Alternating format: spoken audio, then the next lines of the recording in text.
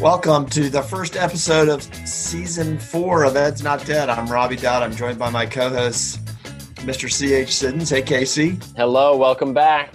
Welcome back. And Mr. So exciting to see you. It's exciting to see you, although I'm reading the show notes right now and I don't have my camera on, so I can't see you, but I know you're there. I'm here. And, of course, Mr. Peter Crable. Hey, what's happening? How are you, buddy? I'm doing all right. We are back and better than ever. The boys are back in town, as Thin Lizzy said many years ago. That's right. It's been a long time. This is our first episode of Season 4. I can't believe that we're starting our fourth season. We've managed to keep going, right? We have. They keep trying to keep us down. Hey, on a side note, did anybody else ever think that the lead singer for Thin Lizzy looked like Prince and got them confused sometimes? That's true. Let me look that up. Yeah, I didn't actually know that the lead singer of Thin Lizzy in the generation that I grew up in was African American. Oh, really? Until I was in high school. Oh, I thought he was white. He's and not I white. had a friend who had a Thin Lizzy album, and he does look like Prince. Yep, and they were a good band. Yeah. And another rock hero passed away this week, which we will talk about. We've got to do a little bit of an Eddie Van Halen tribute at some point in the show. It's going to be segment 2 here after the break. Okay. All right. As always, folks, we are brought to you by Pulp Education, a full-service educational media company specializing in leadership instruction and 21st century school reform. You can find us on Twitter at Ed's Not Dead PC and check out the website, as always, edsnotdead.com. I'm sure Casey has some very thought-provoking blogs. Oh, so many. On the website. And thanks for tuning in. We have many loyal listeners that we've accumulated over the last 3 years, and we're glad you're back with us, and we hope you stay with us, right, fellas? That's right. Where would they go? I mean, come on. That's right. No. Literally nobody has anything going on right now. That's true. That's true. So we are still in the pandemic, unfortunately. So we got a great show for you tonight. We are going to talk about whether college students have become complete wimps in the United States. That's basically the conceit of a new piece that we're going to talk about. And we have a couple new segments. No Dear Betsy tonight, though, right? no. Yeah, I don't want to talk about her. Are we going to squeeze in a 4-year Dear Betsy retrospective before the election on November 3rd? Oh, absolutely we are. Oh, Yes. That's a good idea. I'm working on it right now. We need to do that. All right, we got a quiz. And what's the new Robby Dodd segment? I just used myself in the third person. It's called the You Know What segment. Okay. All right, good. All Crable right. doesn't like it, but deal with it. I'm not trying to steal the spotlight, but I don't know. Maybe I am. It's a good segment. All right, Mr. Siddons, it's that time of the show. Show feedback. Show feedback. It's filled. I had one lonely sentence. Well, we haven't put out a lot of content in the last month because we were on a little bit of summer break. But an old friend of mine who I went to high school with actually now teaches down in Maryland. She said, I just listened to the most recent Ed's Not Dead, and I thought it was awesome. So thank you, Brooke. I appreciate you listening. And I miss you. And we got to hang out at some point. And I appreciate you listening. So, all right, we'll have more show feedback after this awesome first episode of season 4. That's right. I got one. I was in a work meeting and somebody quoted our interview with Zaretta Hammond during a work meeting. Really? Really? Uh-huh. Yeah. Whoa. Yeah. That's pretty awesome. And I do have one too. I met a teacher via Zoom. I'll skip the context of why I was on the Zoom, but she told me that it was weird seeing me in person when she had heard me on the podcast Ed's Not Dead. I don't know about you all, but I always get slightly embarrassed when someone says, "Oh, you're the guy on that podcast." It's nice though. It You, is. you don't get embarrassed. You revel in the attention, I, Donald. I do. Yeah. I do like it. You're like, oh, I'm so modest. Oh, for sure. Lies. Okay. All right. All right.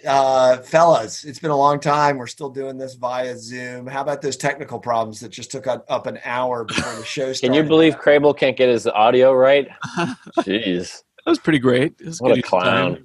clown. You were very patient with me, Mr. Crable. Thank you. As he walked away and played guitar in the background and stopped helping you. That's what he does. Yeah. He hits the limit. I know he can't go beyond the Crable. I'll tell you a story one time of me and Crable trying to find a friend of ours who had wandered off in the darkness one day. And Crable hit a limit and was like, "I'm out." He was like, "We should find him," and I was like, "I'm good. I'm going home. He'll figure it out." He has kind of like an internal like threshold of giving of himself. Yeah. And then, you know what? It's healthy for him. It is healthy. Yeah, he would. Meanwhile, my head was exploding. What? Because your friend is gone. Oh, Josh Dunbar, by the way. He was missing. That's good. Yeah. I'm sure Josh appreciates you sharing that he got lost on the air. Well, he doesn't listen, so.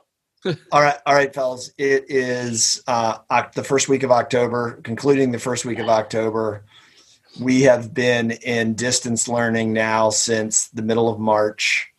It goes on, and I think it's going great. I think some of the hysteria around what it's going to do to American public education and kids has died down a little bit since the spring, because now we're just in it. The monotony of it is ours to live every day. I don't know about you all, but I totally feel like Bill Murray in Groundhog Day when I wake up every morning and walk down to my computer. So what are your thoughts on how this continues to go? I got a couple texts this week from people. My cousin who lives in Miami, they're being forced to go back to school today in person by the state. Yep, they're being forced by the state to go back to school in person. And then I got another text from a cousin of mine in Pennsylvania. They're being required to go back to school. And, we know how that story is going to end. And it's unfortunate. And kids are going to get sick and adults are going to get sick. And we have been talking on the pod about this since March. And it's not getting any better. Yeah. But do we know? The last time we talked in August, I think we all were on the same page about kids are going to get sick, adults are going to get sick. Do we know that for sure? Are there systems? I think it's not as maybe disastrous as it would be in like a nursing home, perhaps. But the stats are out there about increasing cases in New York City for the places that have gone back, even hybrid style, and it's only a matter of time before there's a certain amount of people that are getting sick. Well, and to add on to that, states and school districts are actually not required to disclose any outbreaks. So you have, I think that's also partially coloring I would say, relative lack of like stories about massive outbreaks. Because one, I think it's commonplace, and two, I think there's probably a fair number of districts that are not overly forthcoming about what exactly is happening. But what about the South? I mean, what's happening in states like Georgia where they went back in mid-August, and I assume they're still back, right? Yeah. Couldn't tell you. Don't know. I think I'm on Crable's point which is there are places that are just withholding information, and if the governor of Florida and his past practices are anything indicative of what it's going to be like, or how his operating style is, we're not going to know about it. I will say that if you look at the news, Michigan reports 24 new outbreaks at schools and university. 2 Wayne County schools report new coronavirus outbreaks in Michigan. So I think it's only going to get, maybe it's not as bad as, again, that we saw in March and April, but I think it's going to continue to kids are going to get sick. Yeah. And I think, I don't know if it's reassuring or not, but it's a bit of a crapshoot about what school has an outbreak and what doesn't. And I think it's shown, having seen schools open, it's shown that it's not a guarantee that every single school that opens will have an outbreak. Mm-hmm. I don't know what percentage or anything like that, but it's a gamble and it's a risk. I mean, that's for sure. And I suppose very few outbreaks in Europe, and they're all back. I don't know that's true. Yeah, I read it in the Post. It's true. fake news. Okay. I also think, as a district leader or as a school district leader, are you comfortable with the fact that allowing kids to go back to school will, undoubtedly put both students and teachers and staff at risk? Are you comfortable with that? If you're comfortable with that, then go ahead and do it. But if you're not comfortable with that, and in that amount of risk taking for every student and every adult in your building, I don't understand the positives of sending students back. And I know it's not a good decision. I mean, it's not an easy decision. I get that. Yeah, I don't know if it's that easy, because most school systems right now, if they're not back at all, they're contemplating bringing back populations of kids. Right. Sure. And I think there are ways to. I agree with a certain amount of hybrid teaching, which can be done safely. For example, students with super intense special education needs, like school community-based programs. Well, I think the reason why we're not sending students back, I do think that one of the reasons why that high impact populations aren't being sent back is it has to do with perhaps public pressure, maybe pressure from teacher organizations, teacher associations. And I think that's troublesome if we're not willing to be at least somewhat flexible in how we allow for students to return. And so, Robby, to your point about Georgia, so Georgia is one of the states, specifically Cobb County, where they are not reporting schools with coronavirus outbreaks. So they're basically just putting a lid on any information. But prior to that, they did see that schools appear to be fueling new COVID-19 outbreaks in Georgia. This is from a local news outlet down there in Atlanta.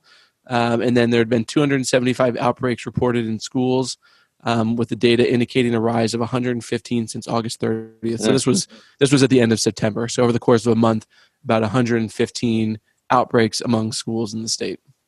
Okay, but we're also talking about an area of the country where CDC guidelines have not exactly been followed to a T.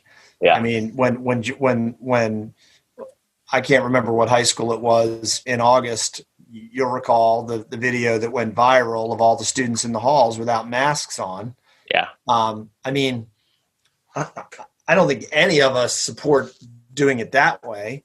But I think if you can do it in a way that is really controlled, I think systems are going to have to start considering that. I mean, I think most systems are starting to consider that.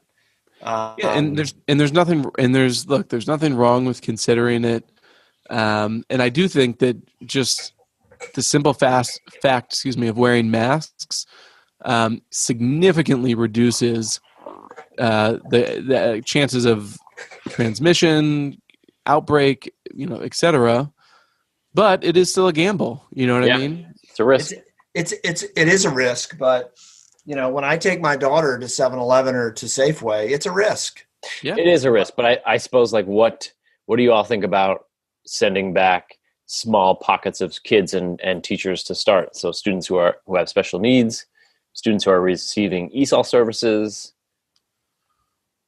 as opposed to entire populations. I think that's going to happen. Do you support it? I'm asking, do you support it? Yeah. I think I support it. So the next question that comes to my mind is, why wouldn't that be allowed? And I feel like a lot of employee associations don't want to do that because it treats certain teachers differently than others. You didn't really give me a chance to respond. You asked me if I supported it. Okay, I'm so sorry. I responded for you. I support trying to figure out how to do it. Right. I think if you assess the risk, because let's be honest, there are professions every day, the healthcare profession, nursing homes, where people are doing it every day. They're serving the needs of others in the safest ways they can. I'm sure school systems are looking at the guidelines that the healthcare industry uses to care for patients, to care for the elderly, because it's going to have to be serious the way schools approach it. Sure. I guess I don't, with the crumbling infrastructure of our nation's schools, I don't really trust some of the infrastructure pieces. Infrastructure? Yeah. That is like, dude, Ed, our show's called Ed's Not Dead. Listen, we have not invested in the infrastructure of our public education buildings.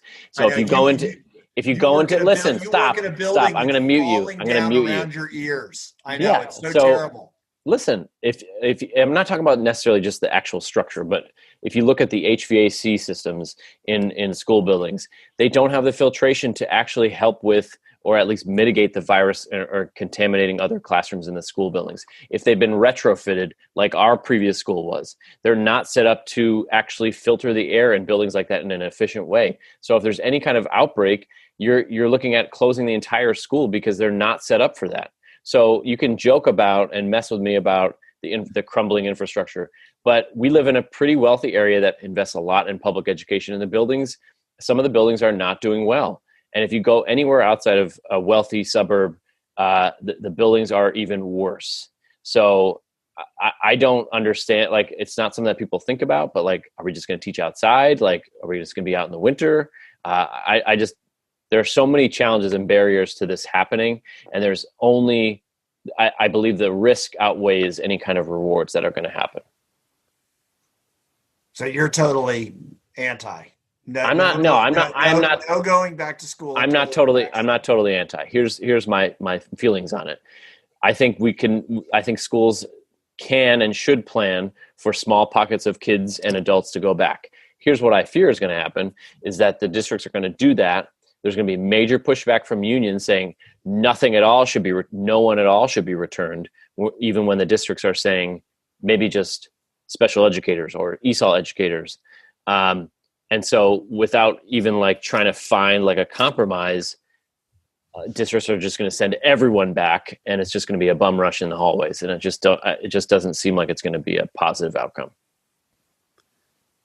I doubt that school systems, at least the ones that I'm familiar with, will send everybody back just because they can't reach some kind of a compromise on conditions of employment with teachers. And I hope not. I hope send everyone back. And there are a lot of teachers out there that want to go back. I mean, I have one in my family. My sister teaches kindergarten. She wants to be with her kids. She wants to teach them. Yeah. Listen, I don't know any teacher that doesn't want to go back. I don't.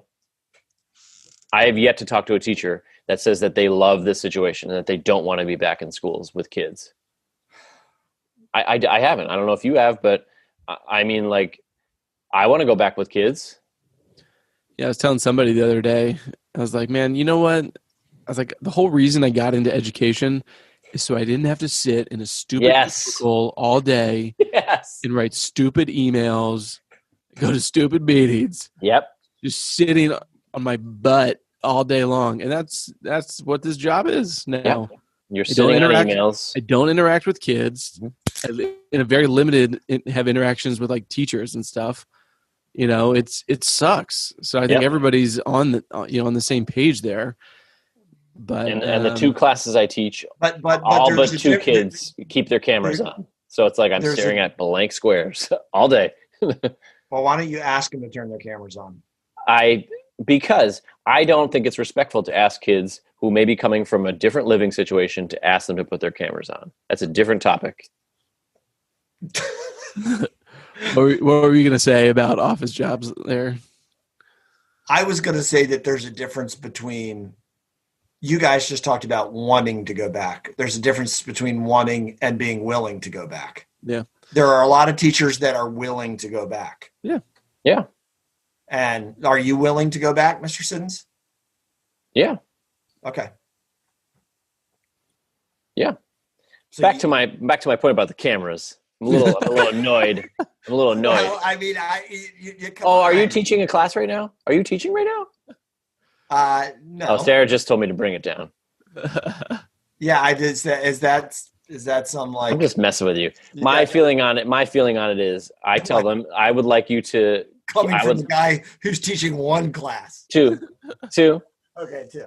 My feeling on it is like, I don't know what living situation kids are in, and it's not for me to judge. So I'm not going to require you. I'm not going to have that fight, but I would really appreciate if you would have your camera on, because it makes it a little more enjoyable experience. So you do ask them to turn it on. I request that they turn it on, and that's it. I say when I asked you, you said you didn't. No, I said I did. You just weren't listening because you were talking over me. We are back. Just like old. It feels so good. Feels good. All right, let's talk about wimpy college students now. Listen, Mr. Krabs, we got to go to a break. We have to pay the bills. We have some advertisers that need to advertise. That's right. We have My Pillow coming on. We have some free music to play that nobody will get paid for. Yeah, exactly. You can't play any Eddie Van Halen as an outtake. No, we did that. Remember that car song, and we got we got banned in Australia. YouTube blacklisted in Albania. Uh-huh. All right. When we come back, we will talk about today's college classroom. Is it one big therapy session? An article by Joseph Epstein. Don't go away. We're glad you're back with us. We'll talk to you in a minute. Thanks.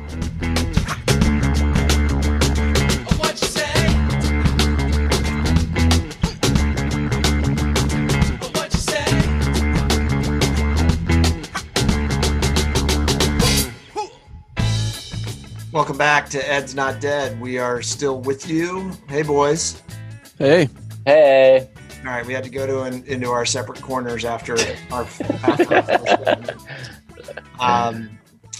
got a little feisty. It felt good to be back. As always, Ed's Not Dead is brought to you by Pulp Education, a full-service educational media company specializing in leadership, instruction, and 21st century school reform.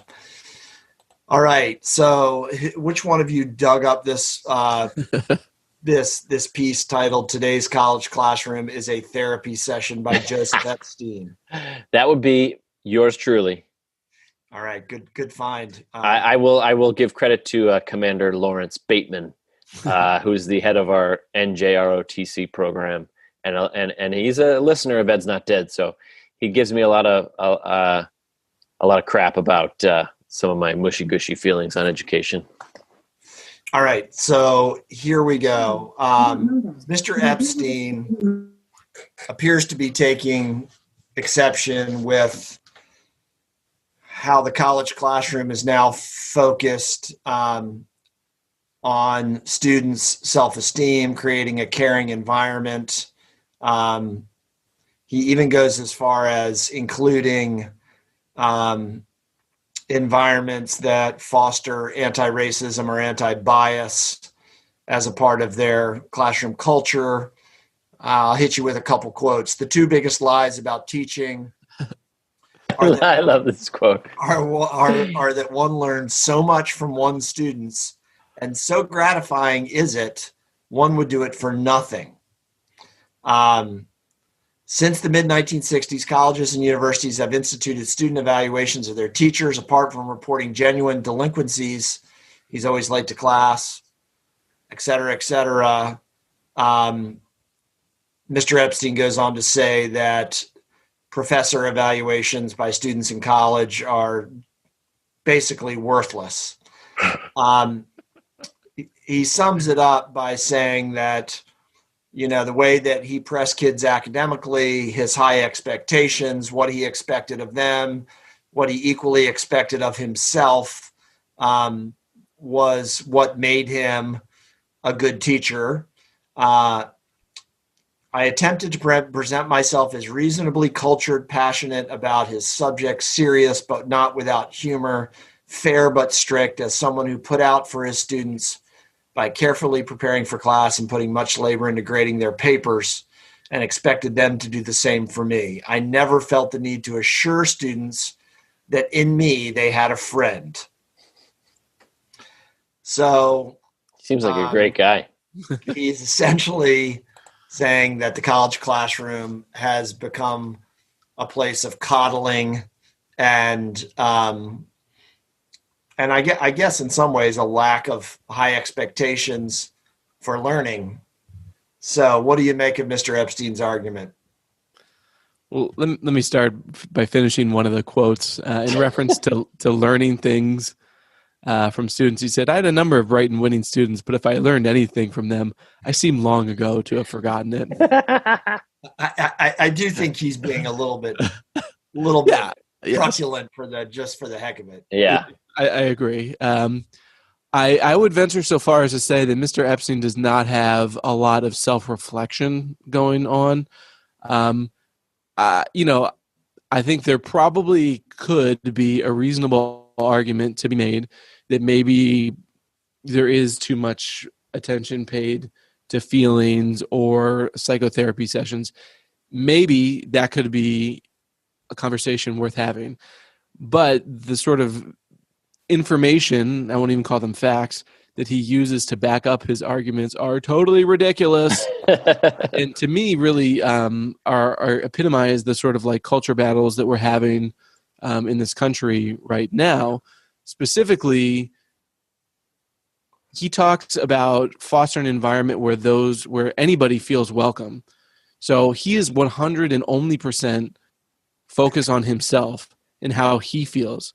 So let's just take an example where a student of color comes into his classroom and for some reason takes offense to something he said, for some reason doesn't feel comfortable approaching him because of the way that he speaks about some subject that he's teaching. According to him, that's the student's fault. He just needs to toughen up and deal with it. That's the best way. You're just soft. You can't handle me. And when you think about all these Trump supporters, the F your feelings, kind of deal that they're all on, that's what it is. It's like, God forbid that you ever think about anybody else's feelings aside from your own. God forbid that you ever think about somebody else's experiences. I would venture to say that he thinks that racism is probably not even real. The reference to an anti-racist classroom makes me think that in terms of racism, it's your problem. It's how you perceive other people talking to you. And if you just bucked up, pulled up your bootstraps, and dealt with it, then you wouldn't have this problem anymore. So I think there's a lot going on here, but I think in a nutshell, it's this ridiculous fake-ass machismo that Mr. Kramer, this is a family show. Yep. They can say that on TV. So that's true. But this machismo that's not really machismo or manliness or whatever, it's toxic masculinity, I would go so far as to say. I agree. And I think further, when we off air, we were just talking about masks and places we've been where people aren't wearing masks. That's all part and parcel of it. I'm a man. I have my freedom. I don't have to do what you say. I make my own decisions. Shut up. Just deal with it and do something for other people. And I'm not saying you should always change what you're doing because somebody is offended. But I do think taking people's feelings and or perspectives and or thoughts into account is a vital part of being a teacher. Well said. I have very little to add to that. Holy moly. And this article really annoyed me. So great to talk about. It is. I was reading the part about just the actual title itself being a therapy session. And I was reading an article about like what the recommended counselor to student ratio is. And it's 250 to 1. The American School Counselor Association recommends 250 students to 1 counselor.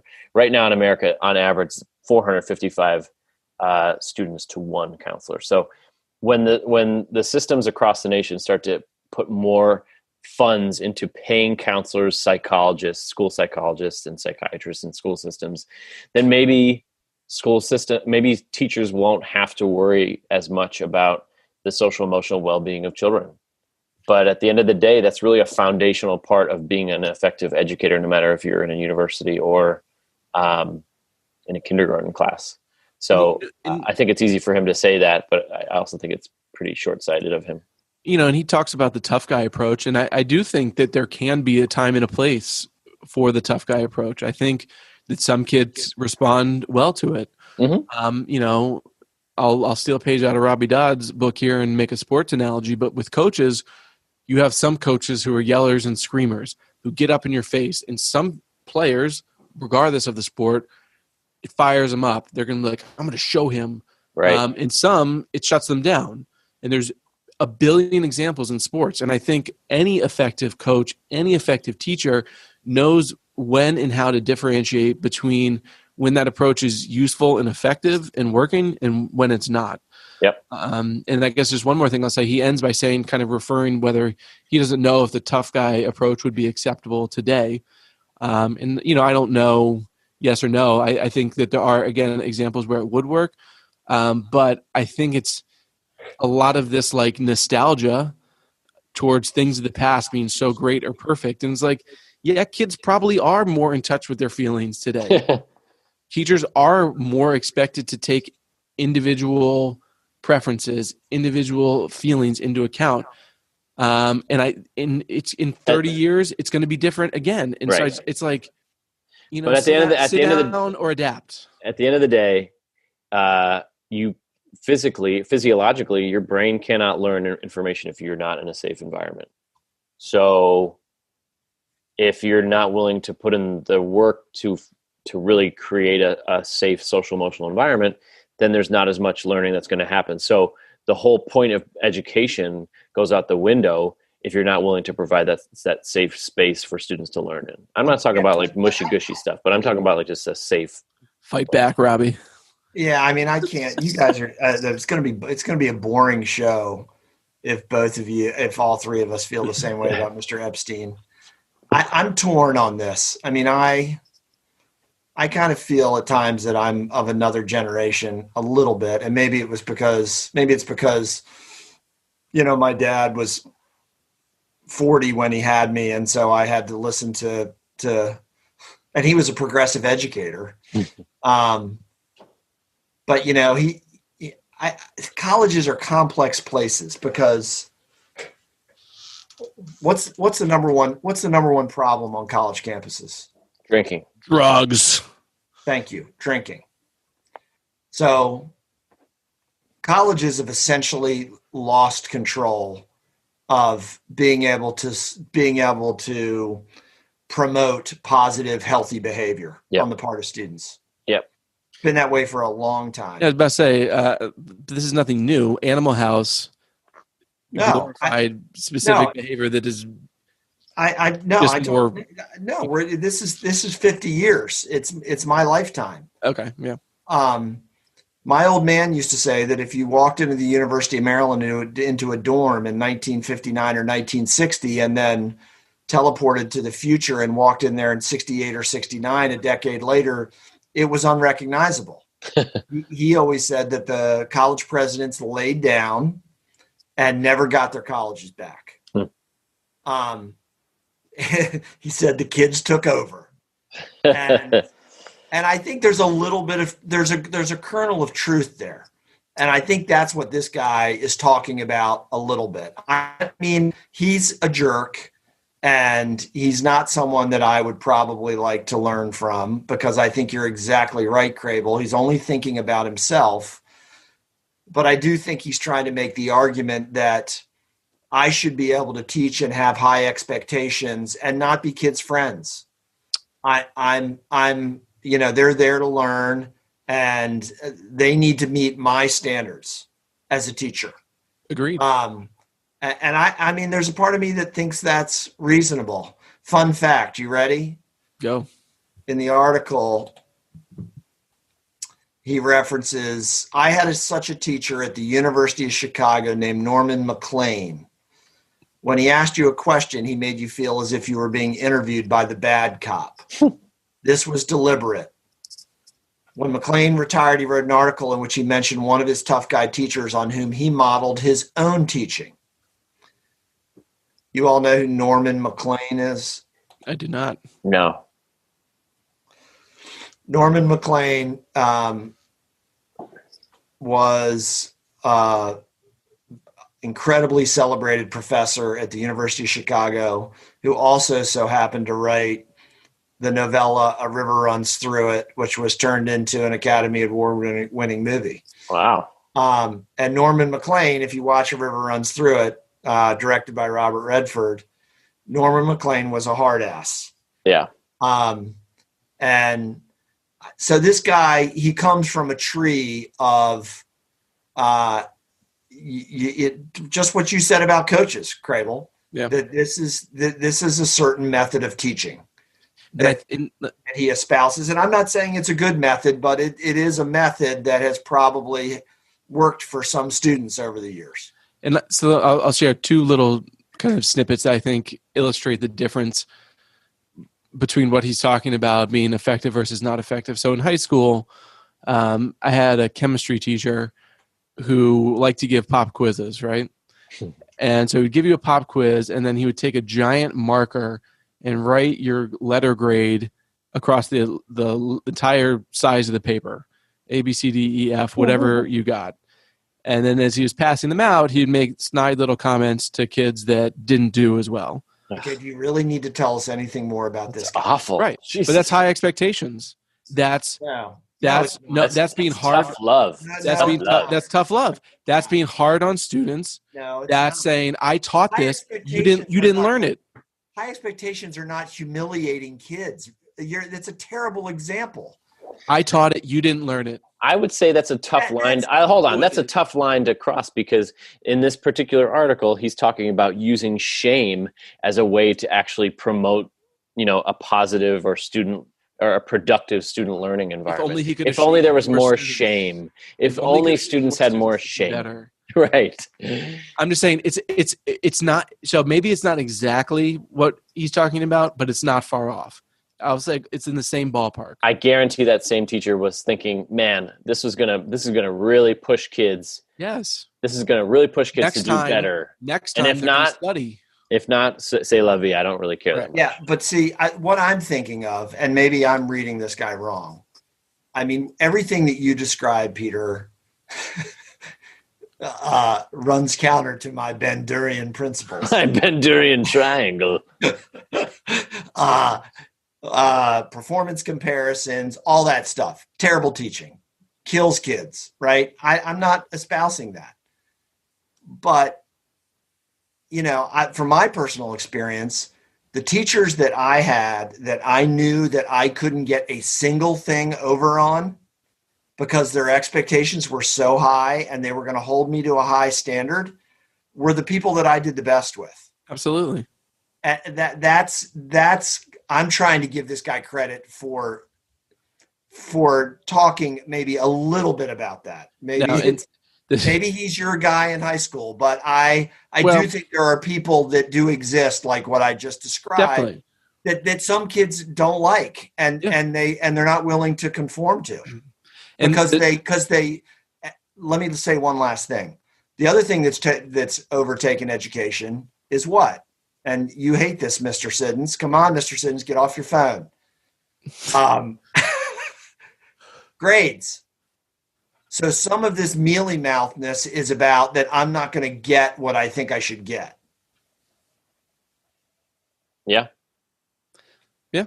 And the second example, and I think maybe this that I was going to share and you alluded to was, so I had my freshman year, I had a professor in college. And I was in an IB program, and I wasn't like the greatest student, but I was a pretty good student, above average.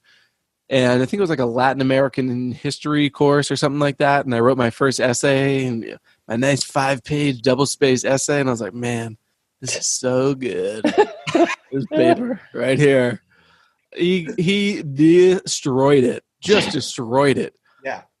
I got, I think, like a C- or something on it. And it was like, basically the illusion was like, you're lucky I even gave you a C-. But it had tons of feedback about what was bad, about what needs to be fixed. Yeah. I went and talked to him so that I could understand better what he was referring to.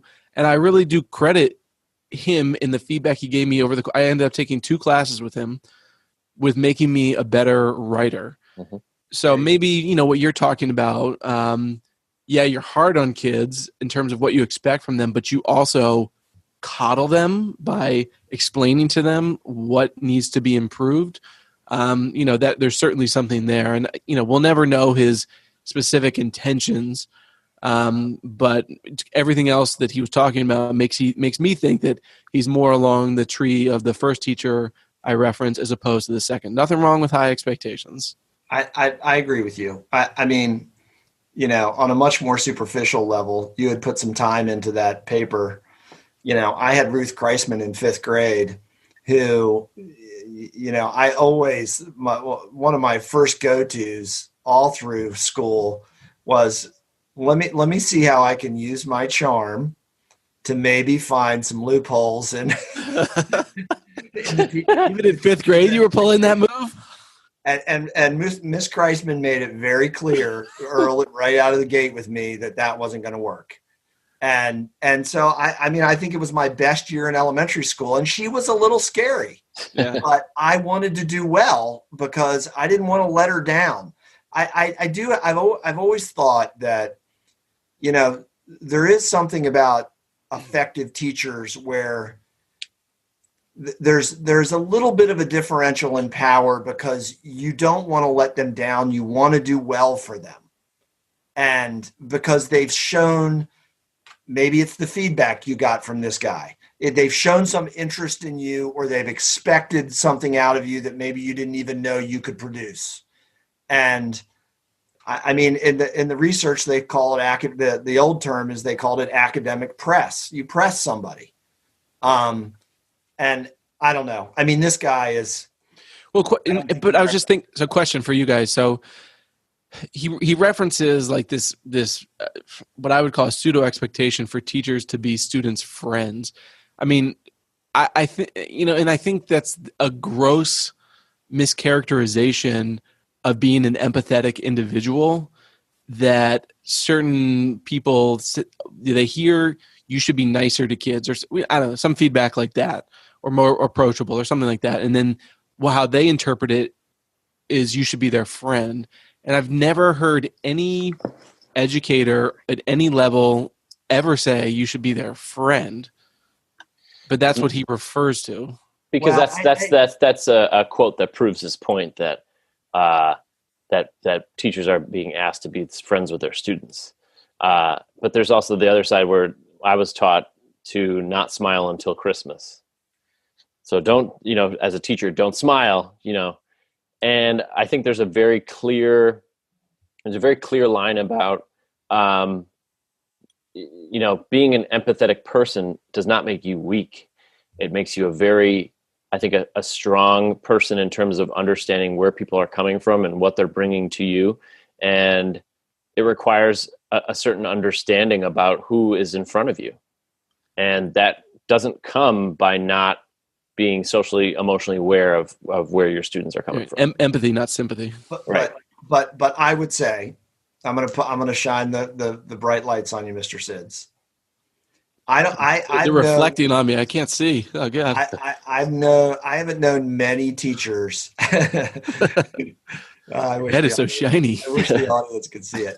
I haven't known many teachers that were as fastidious about their expectations for how students should conduct themselves in your space as you. That you had very set routines. You expected a lot of kids because you felt like those routines were worthwhile and would make them better students. Yeah. And I think a lot of, over the years, you wanted them to meet your expectations. You weren't going to meet theirs. Correct. Yeah. Okay. What's your point?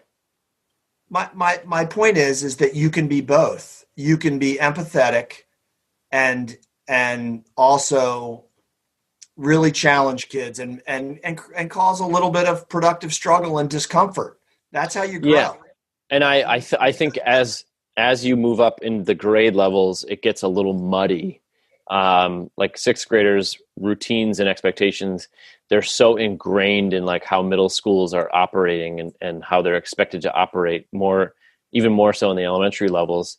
But as you move into high school, it's like they hit 9th grade and there's a whole cadre of teachers who think that they should know this by now. And so we don't have to teach it or we don't have to expect it. So the empathy is not there. It's like, they should know this by now. And I think I don't know that that's very fair. Can you learn if you're comfortable all the time? No. In fact, you learn a lot when you're in discomfort. There you go. Yeah. But I don't think knowing how to create effective discomfort. Understood. And I think there's nuance to that. 100%. But I think a part of what this guy is saying is that students need to be prepared to feel some discomfort, that I'm not going to be there to hold your hand. But again, it's such a mischaracterization. But can you create oversimplification? Oh, all kids need their handholds. No, it's not about handholding. Not it. It's like I'm saying in a high school classroom, it's not about being like discomfort in terms of you failed this, you have no chance of make it up, and you didn't learn it, so whatever. We could be creating discomfort in terms of pushing your thinking further about topics or promoting more rigorous instruction in a way that's supportive in that classroom environment. It's not about being a jerk in class and saying that you have basically, here's my standards, you're not going to meet them, and that's the way I talk to you. I don't even know why I'm having this conversation with two people that were in the everybody gets a trophy generation. It's ridiculous. I earned every trophy I got. That was way after me, man. I earned 0 You know how many participation trophies I got? 0. I got a lot. All right. Well, that was good. Mr. Epstein, thank you. We'll get him on the show. You get him on the show, Mr. Guest Booker. No, I'm good. I don't want to talk to this guy. Well, he's sure, it's a hot take. He had a hot take. The last thing. How does he get into the Chicago Times or Wall Street Journal? Like, why can't we get our op-eds? I get denied by Edutopia. I get emails from Edutopia saying, you need a hot take. It's ridiculous. Well, this guy media is not about thoughtful or useful. It's about clickbait. Yeah, clickbait. He did teach at Northwestern. I don't care. I do have to say, though, that I am fascinated that he was taught by Norman McLean, and I would have liked to have been in a class with Norman McLean. He probably was terrifying. So anyway, have either one of you ever seen that movie? Maybe parts of it. That's that Robert Redford movie. It was Brad Pitt's first big movie. No, I've not seen it then. Yeah, nope. You guys you should check it out. Beautiful movie, great story, incredibly sad. What was it called again? The Bridges of Madison County? Okay. I think it's called Aaron Brockovich. Come back. This may be the first and last show I do this. It'll be a little of a spotlight on you, but it'll be just a little bit of a just conversation about whatever. All right, don't go away. When we come back, Mr. Siddons will have his annoying what segment. We'll be back in a minute.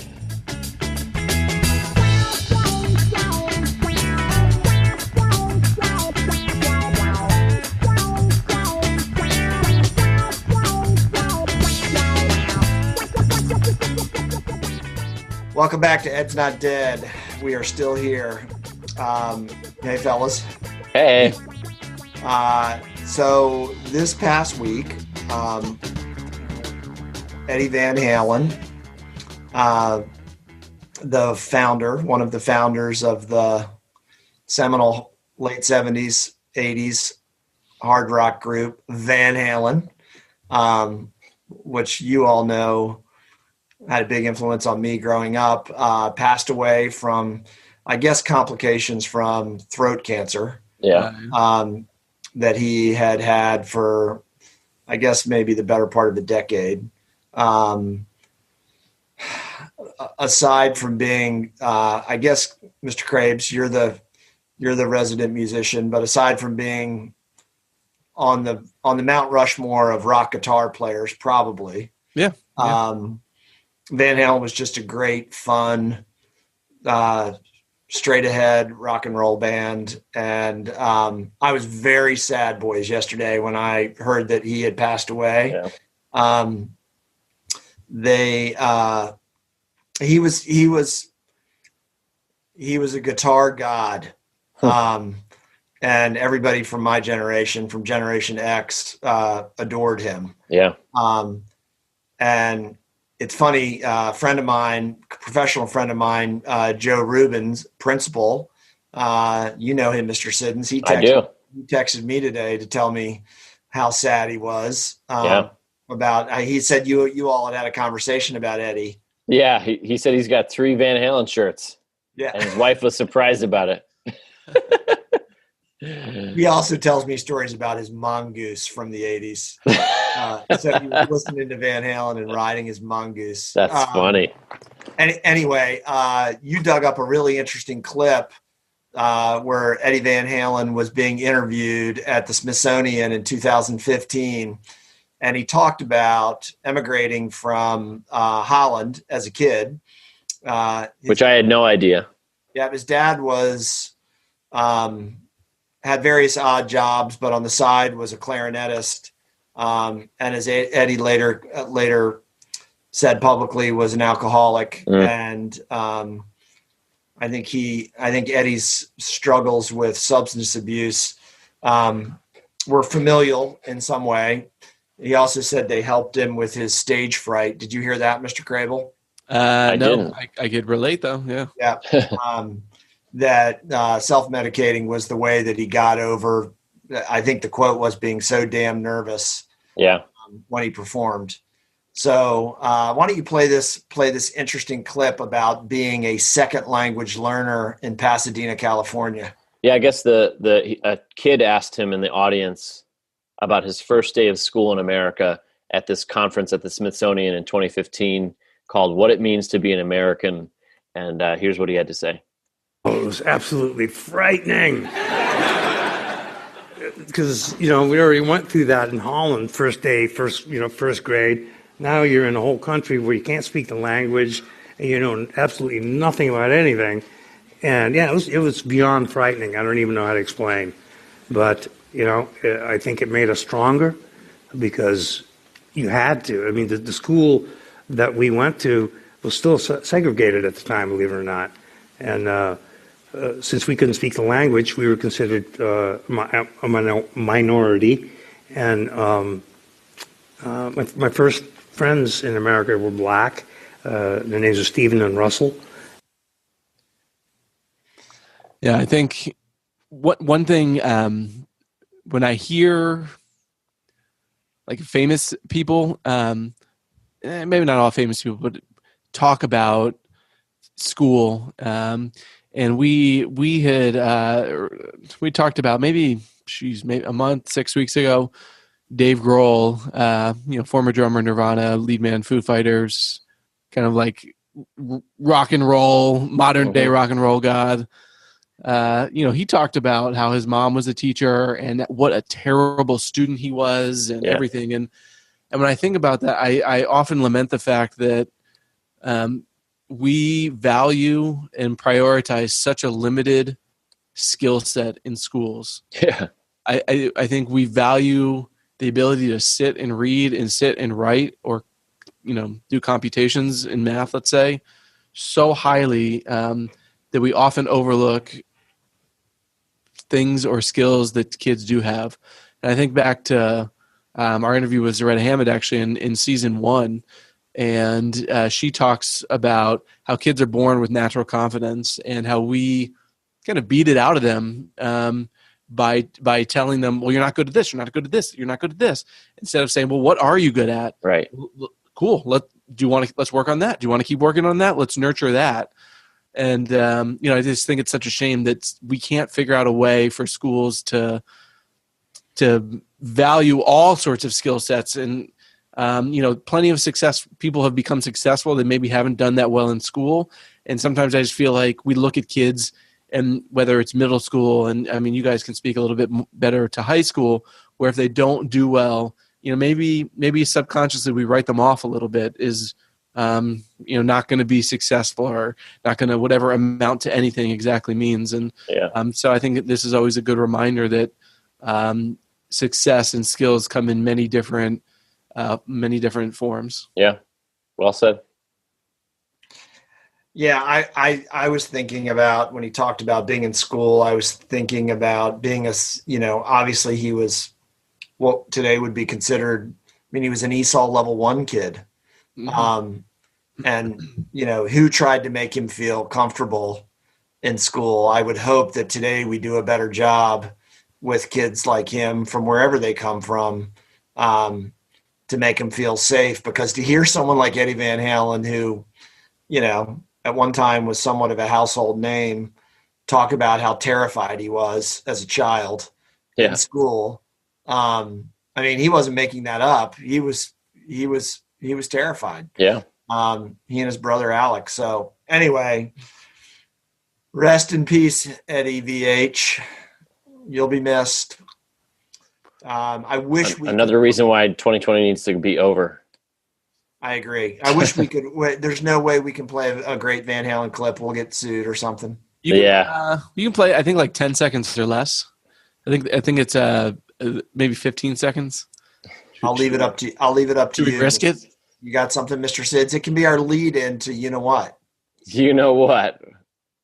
What would you like? Dive her down, bro. Dive her down. All right. Here we go. I don't. I just made a just because I like the name. You can play 10 seconds of Eruption. That's true. Since that changed everything. All right. Cut it off at 15 seconds.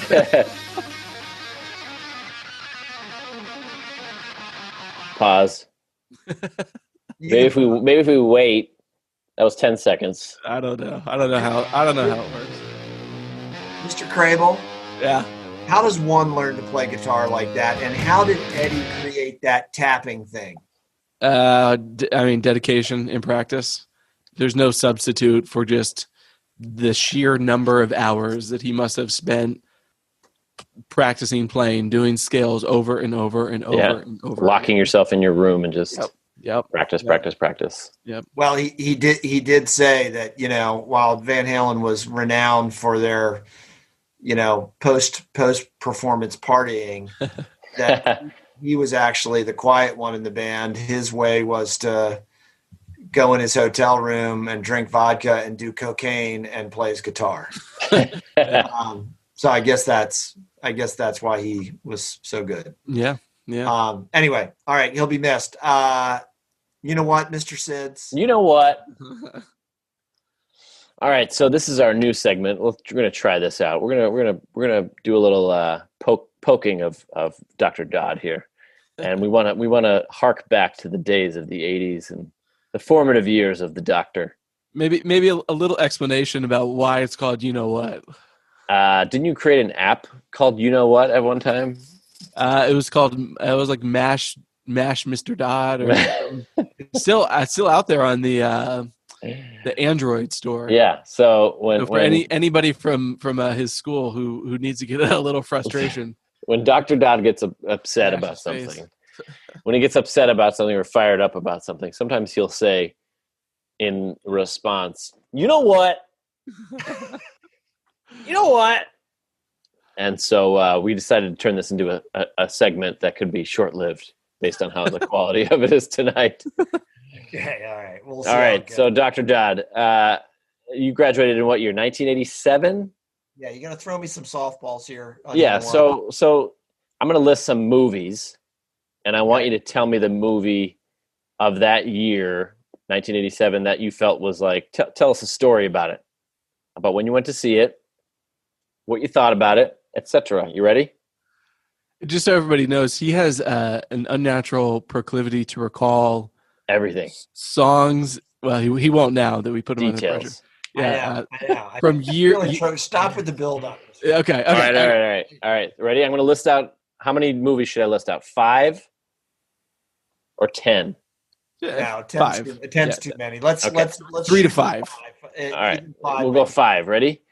Beverly Hills Cop 3, Dirty Dancing, Dragnet, Fatal Attraction, Full Metal Jacket.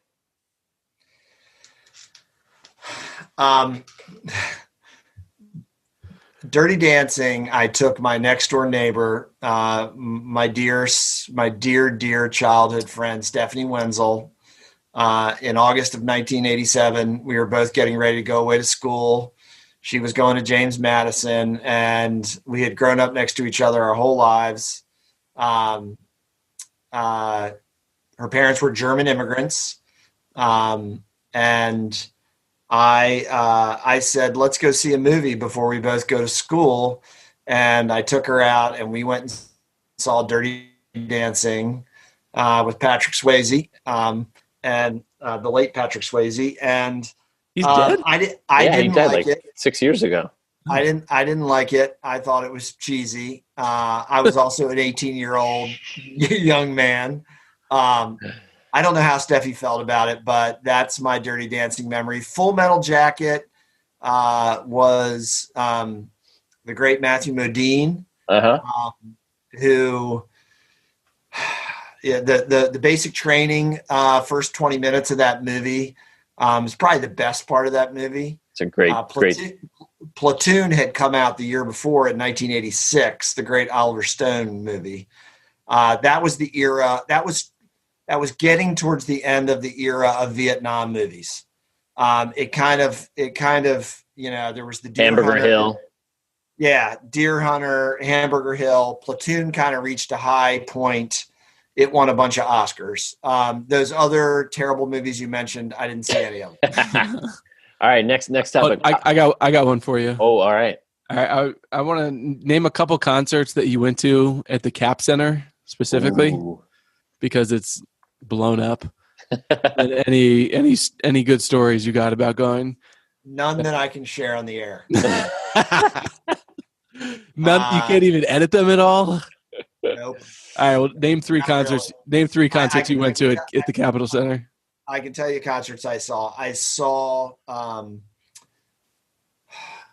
the Cars there in 1984. I saw Van Halen there in 1986. Is that where they opened for Ted Nugent? They opened for Ted Nugent in 79. No, I was late. That was Van Hagar I saw. Gotcha. Van Hagar. Which was kind of unfortunate. Eddie was still great though. Yeah. I saw Rat in 1986, and this band opened up for him, and we had no idea who they were. And GNR. They were called Bon Jovi. Oh, right. And we were like, they did the typical stole the headliners thunder. Wow.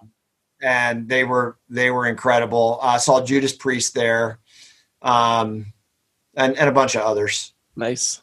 Yeah. All right. Rob Halford would bring out his Harley on stage and beat it with his whip. No. All dressed in leather.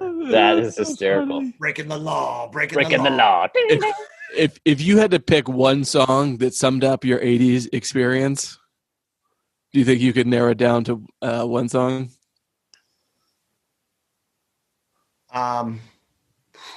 It's a tough one. It's a tough question.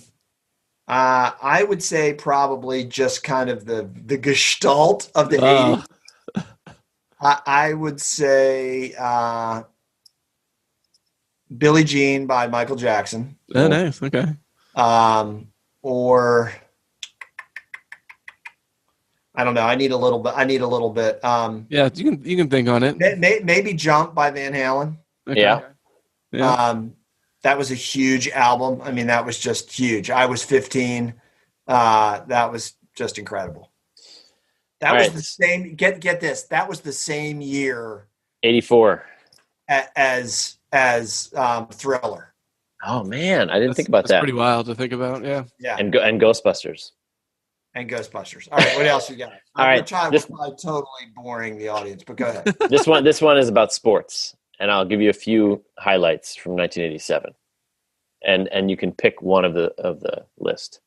NBA: Los Angeles Lakers versus Boston Celtics series 4-2. NCAA football: Miami, Florida record 12-0-0. Heisman Trophy: Tim Brown, Notre Dame wide receiver points 1,442.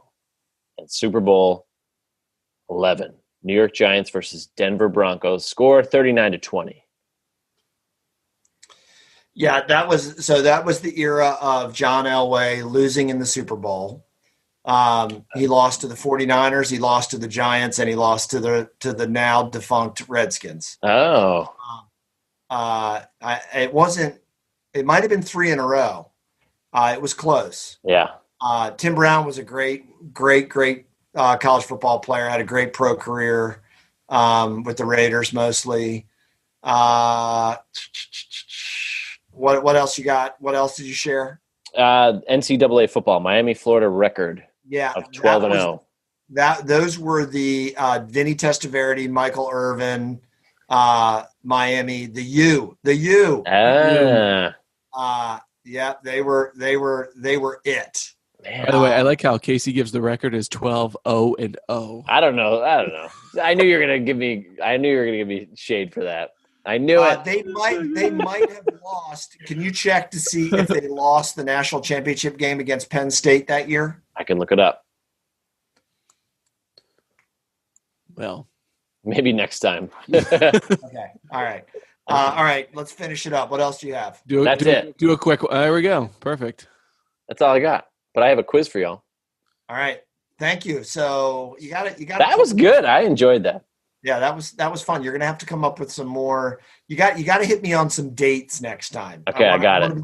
I want to be date challenged. I can do that. That's easy. Okay. All right. You Should ready? we do a quiz or no quiz? Is it a quick quiz? It's quick. It's and Crable, you're gonna go first. Actually, Robbie's gonna go first. There's 3 questions for Robbie, 3 questions for Crable, separate ones, all on the same topic. Whoever wins the most points wins, because you all are competitive. All right, you ready?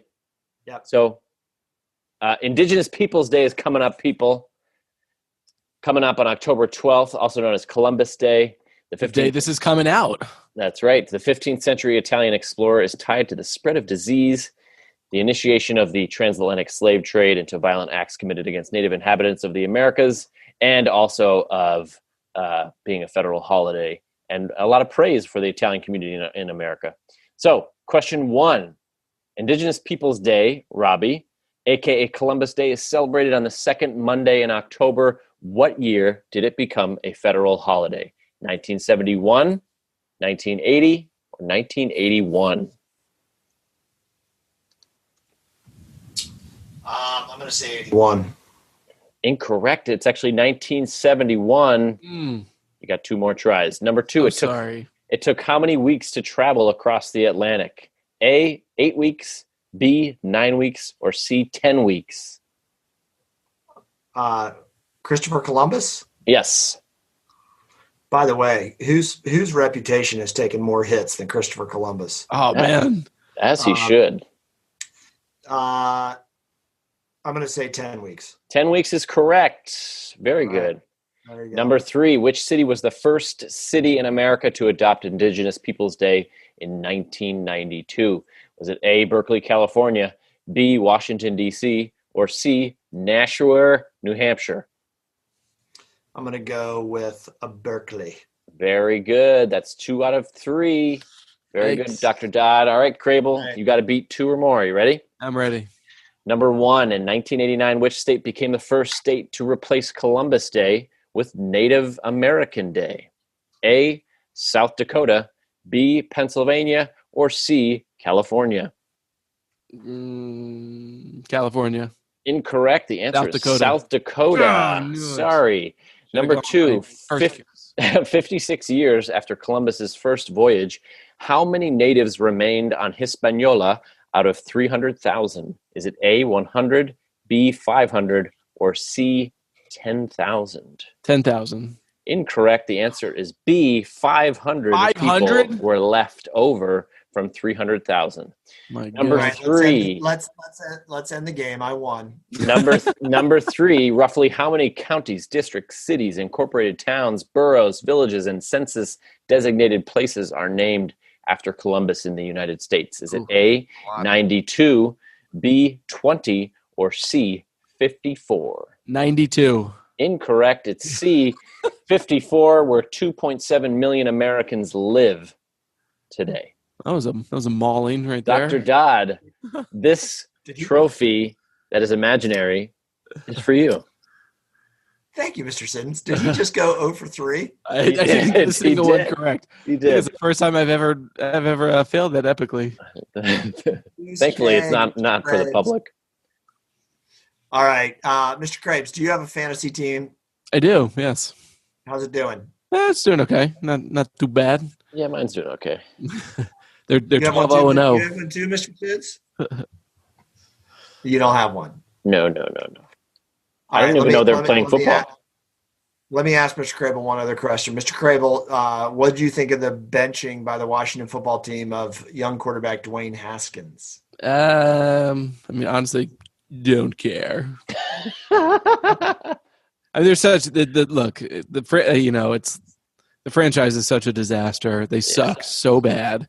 It's like I don't know. I a couple of years ago, I was just like, I can't follow all the ups and downs, and so they win, lose. I mean, they weren't supposed to be good this year. They're not going to be good. They don't have a quarterback, it looks like, for the future again. What else is new? Why do I still care? I mean, I want them to do well. Like the second they are in a dumpster fire, like I'll and I still watch some. I'm not like I don't play my Sundays around it, but I'll certainly watch, and the kids enjoy watching, and so that's all good. But it's just you can't invest any emotion into something that sucks so bad. So the question is, what's the name going to be changed to? Dodd, what do you think? The Red Wolves. Yeah. Grable? Red Wolves or Red Hawks. I was thinking the Red Tails. I like all three. Yeah. Your boy AR's playing well there, Mr. Sims. He is. I don't think he's going to go to the Super Bowl. I don't think that's going to happen this year. Oh, speaking of football, quick shout out here. A kid, no longer a kid, that I taught in my first middle school? No, it was not my first middle school. Second year. Yeah. Ended up, he was a great basketball player, and myself and another guy coached him, and his name is Justin Haran, and I joked that we ran the Justin Haran offense, or just run down the court and give him the ball. But he's actually a right tackle now for the Patriots. That's right. Oh, nice. And he played for them on Sunday. Yeah, he started, and I think played basically the whole game. That's pretty cool. So shout out to Justin and all the hard work that he's put in. Yeah. To become a freaking NFL player. It's amazing. He was an amazing basketball player in 8th grade. Can you imagine that you coached a kid who's playing how hard it is to get to the NFL, and he's in the NFL? I mean, that's insane. He's an incredible athlete and a really great kid. I'm about to say, just the nicest kid in the world. Just, So. I taught him in 7th grade going into 8th grade algebra. I taught summer school for 1 year. And it was like a summer program or whatever. And I taught him algebra. Nice. I taught algebra. I don't know if he taught him. Robbie, he went to Bullis for high school. He went to Bullis. Got it. Yeah. Got it. Same place Dwayne Haskins went. Yeah. Yep. I thought you taught calculus that summer. Oh, jeez. No. Maybe how to spell it. You don't get the joke? No. Crable does, right? No. Don't you remember the time in the first season when you tried to convince Crable and I that if you tried hard enough, you could teach calculus? Don't you remember that? I don't remember that, but now you told us that a teacher could teach anything that they set their mind to. I do. I believe that. Okay. Yeah. All right. Well, all right, calculus boy. Algebra. Huh? You certainly can teach algebra. I think I did an okay job. I'm sure you did. Sue Goldstein taught across the hall for me, and she helped me every single morning to figure out what I did wrong the previous day. She was so patient. That sounds like fun teaching. It was awesome. It was good. The kids were great. It was a small class. It was awesome. It was cool. Good experience. All right. Thanks for tuning in, everyone. Ed's Not Dead is brought to you by Pulp Education, a full-service educational media company specializing in leadership, instruction, and 21st century school reform. As always, you can find updates from the show at Ed's Not Dead PC on Twitter, and check out the website, edsnotdead.com.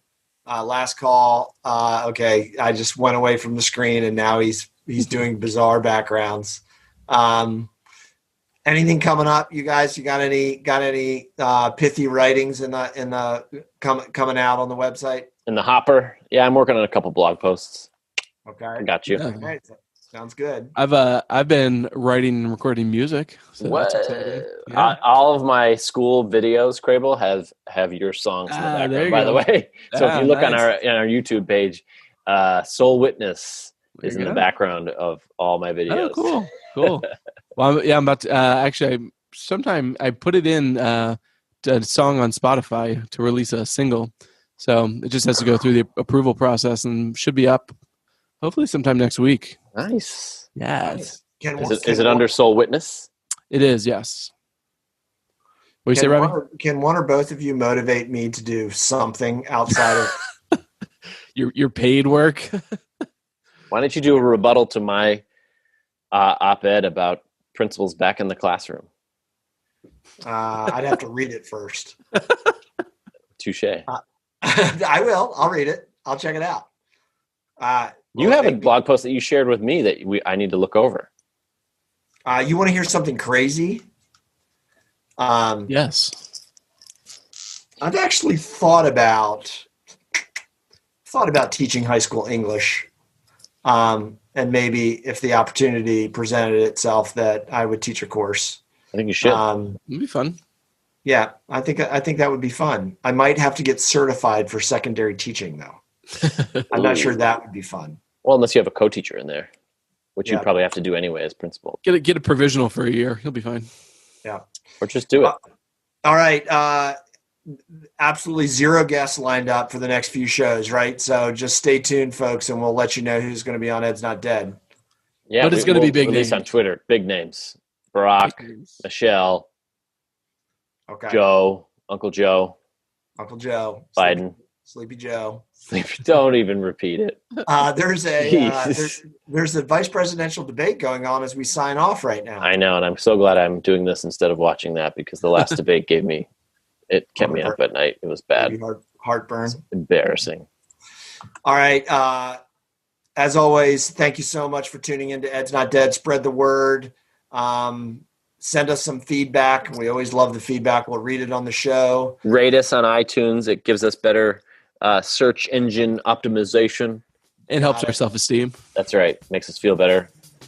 All right. For Peter and for Casey, signing off. We'll see you soon. Thanks for joining us. Yep.